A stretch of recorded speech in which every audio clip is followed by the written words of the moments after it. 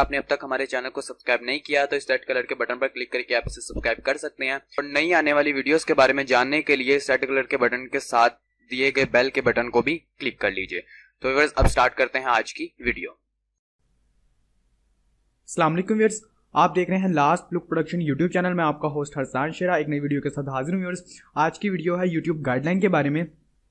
तो अगर आप यूट्यूबर हैं तो आज की वीडियो आपके लिए बहुत बहुत बहुत इन्फॉर्मेशनफुल होगी, और अगर आप नए यूट्यूबर हैं फिर तो बहुत ही ज़्यादा आपको ये इन्फॉर्मेशनफुल वीडियो होगी, क्योंकि इसके अंदर आपको बहुत ज़्यादा हेल्प मिलेगी अपनी वीडियोस के ऊपर व्यूज़ वगैरह हासिल करने में। ठीक है, और ये जो चीज़ मैं बताने वाला हूँ इससे हमारी अर्निंग पे भी अच्छा खासा फ़र्क पड़ने वाला है फ्यूचर के अंदर।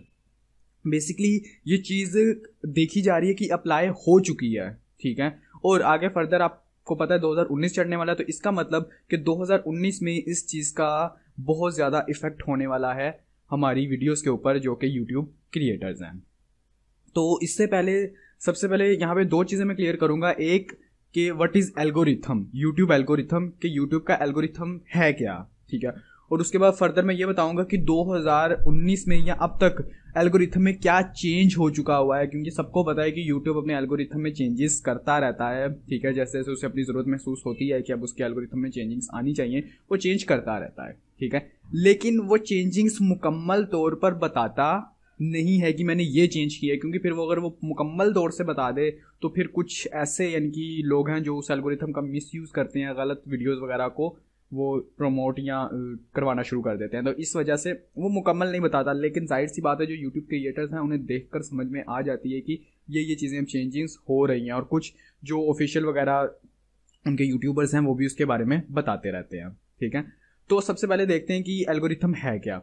एल्गोरिथम, यूट्यूब एल्गोरिथम बेसिकली बस ये चीज़ है कि अगर आप कोई वीडियो अपलोड करते हैं तो उस एल्गोरिथम का काम ये होता है कि आपकी वीडियोस को व्यूज़ देखना, व्यूज़ के बाद आपके सब्सक्राइबर्स देखना, सब्सक्राइबर के बाद उसके ऊपर लाइक्स देखना, उसके ऊपर कमेंट्स देखना, फिर इन सब की बेस के ऊपर उस वीडियो को प्रमोट करना, यानी कि लोगों के सर्च रिजल्ट में उस वीडियो को लेकर जाना है या उनको सजेस्ट करना है लोगों को। ठीक है, या जैसे ही आप यूट्यूब में एंटर होते हैं, डेस्कटॉप जिसे हम कहते हैं, ठीक है, वहाँ पर उस वीडियो को दिखाना। तो इस एल्गोरिथम का ये काम होता है, जो कि एक प्री टेक्स्ट होता है पहले से, यानी कि सारी की सारी प्रोग्रामिंग हुई हुई है, उसने ऑटोमेटिकली बस करते रहना होता है। ठीक है, इन बेसिस के ऊपर आपकी वीडियो को वो प्रमोट करता रहता है।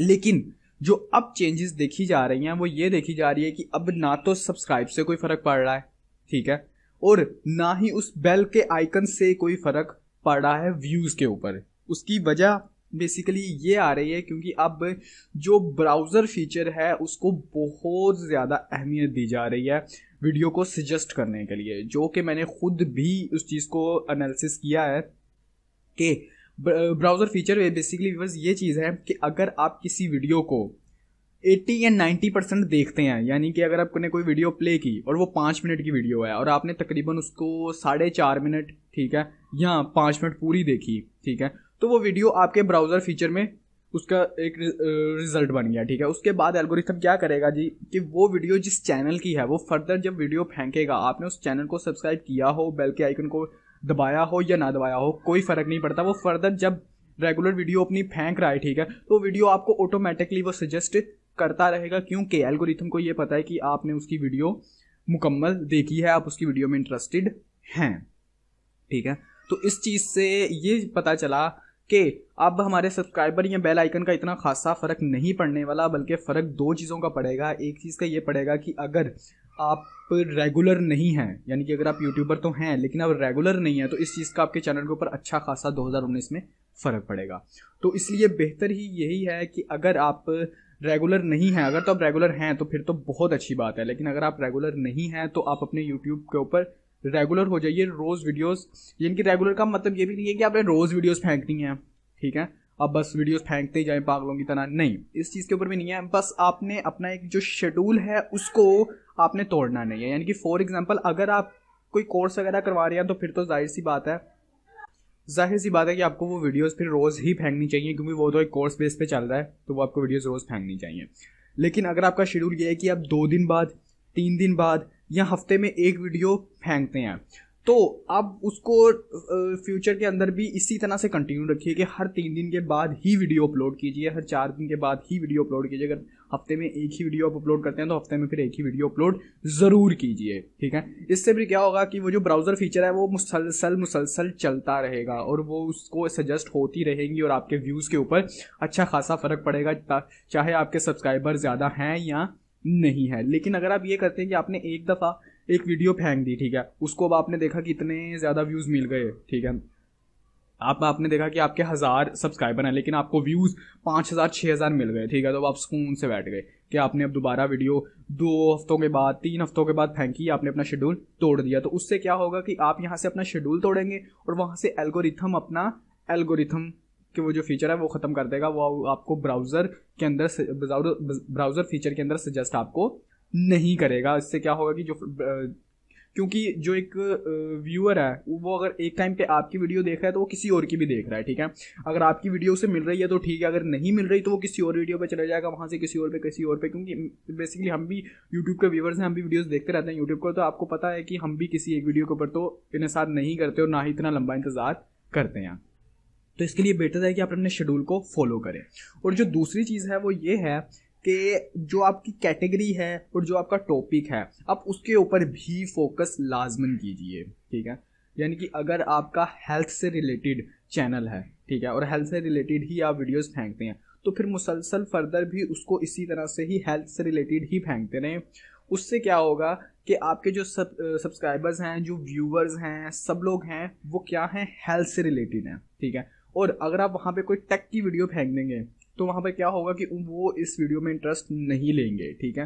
और अगर आपका एजुकेशनल चैनल है तो उसके अंदर आप जाके कुकिंग की वीडियोस फेंक देंगे तो जाहिर सी बात है कि वो एजुकेशन से रिलेटेड सारे आपके व्यूवर्स हैं, सारे सब्सक्राइबर्स वगैरह हैं, तो वो उस चीज़ को इंटरेस्ट में नहीं लेंगे क्योंकि वो कुकिंग से कोई उनका वास्ता नहीं है। तो इसलिए बेहतर यह है कि आप एक टॉपिक को लेकर चलिए, ठीक है। यहाँ मैं ये नहीं कहूँगा कि आप अपने चैनल के ऊपर बस एक ही कैटेगरी को बस आपने चुन लिया तो बस आप वहाँ पे आप लॉक हो गए, आपकी हद हो गई, अब बस आपने इस हद से आगे नहीं जाना। नहीं, अगर आपको लगता है कि आप कोई और कैटेगरी ज़्यादा अच्छे तरीके से उसके अंदर एंटर कर सकते हैं और उसके अंदर आपको व्यूज़ भी मिल जाते हैं, ठीक है, तो फिर आप उसको भी कंटिन्यू कीजिए। बस फ़र्क इतना है कि फिर आपने उसको भी कंटिन्यू करना है, इसको भी कंटिन्यू करना है, यानी कि दोनों की दोनों कैटेगरीज को कंटिन्यू करना है। यानी कि फॉर एग्जाम्पल आपने एक एजुकेशनल चैनल बनाया हुआ है, ठीक है, तो आप एजुकेशन कोर्सेज वगैरह करवाते हैं, फिर आपको लगता है कि टैक्स से रिलेटेड भी मैं न्यूज़ वगैरह ये दूंगा तो मेरे लिए भी बेहतर है और मेरे व्यूवर्स के लिए भी, ठीक है, तो आप टैक्स से रिलेटेड भी वीडियोस फेंकना शुरू कर देते हैं। फिर आपने क्या करना है कि एजुकेशनल को भी कंटिन्यू रखना है, उसका शेड्यूल भी आपने फॉलो करते रहना है, और उसके बाद जो कि आपके टेक का है उसको भी फिर आपने शेड्यूल को फॉलो करना है। अगर आप दोनों को फॉलो करते हैं तो फिर दोनों के दोनों ब्राउजर फीचर में ओके रहेंगे, दोनों के व्यूवर्स भी बैलेंस रहेंगे, सब कुछ बैलेंस रहेगा। बस आपने बैलेंस क्रिएट करके रखना है, ठीक है। हद कोई नहीं है यहाँ पे, ठीक है, आपने बिल्कुल हद नहीं अपनी क्रिएट कर लेनी, ठीक है, क्योंकि कुछ नया करते रहने से ही हम लोगों को ज़्यादा कामयाबी हासिल होती है। तो आपने अपनी हद कायम नहीं करनी, बस इतना ख्याल रखना है कि जिस चीज़ को एक दफ़ा कंटिन्यू किया, अगर आपको उसके ऊपर आउटपुट मिला है, ठीक है, तो उसको फिर इस तरह से कंटिन्यू करेंगे, वो एक शेड्यूल बन जाए और शेड्यूल को मत तोड़िए ताकि इस एल्गोरिथम से आप जितना ज़्यादा हो सके फ़ायदा उठा सकें। और आपने इस एल्गोरिथम को, हाँ, ज़्यादा मैंने जो एक्सप्लेन किया है वो ठीक है, वो मैंने इसलिए किया कि आपको ज़्यादा अच्छे तरीके से समझ आ सके, ठीक है।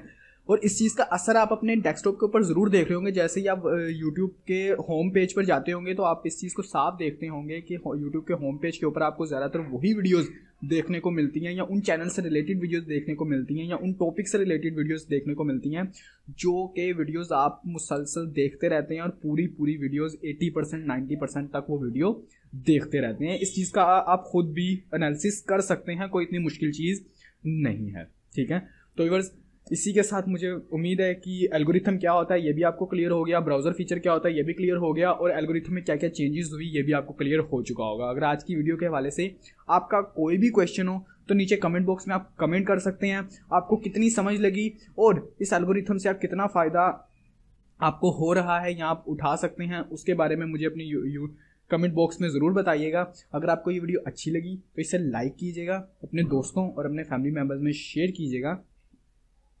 कोई भी क्वेश्चन हो नीचे कमेंट बॉक्स में कमेंट ज़रूर किया कीजिए, ठीक है। मिलते हैं नेक्स्ट वीडियो में, अपना ख्याल रखिएगा, खुदा हाफिज़।